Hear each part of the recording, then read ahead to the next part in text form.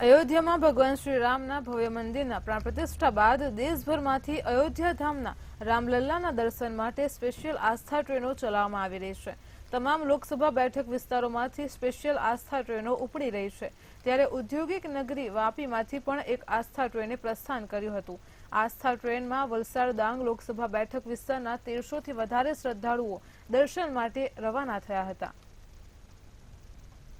જે માંગણી હતી, જેમ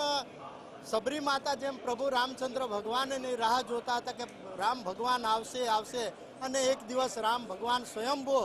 સબરી માતાને મળવા ત્યાં આવ્યા હતા, એવી રીતે જે વર્ષો જૂનો જે પ્રશ્ન હતો કે અયોધ્યાની અંદર રામ મંદિરનું નિર્માણ થવું જ જોઈએ અને એ દિવસ આપણે જોયો કે 22 જાન્યુઆરીના દિવસે આખો ભારત દેશ અને આખા દુનિયાની અંદર એક રામમય વાતાવરણનું નિર્માણ થયું અને આજે પણ હજારો શ્રદ્ધાળુઓ આજે અહીંથી અમારા વલસાડ લોકસભા સીટમાંથી બધા જ લોકો ખૂબ આનંદ અને ઉત્સાહથી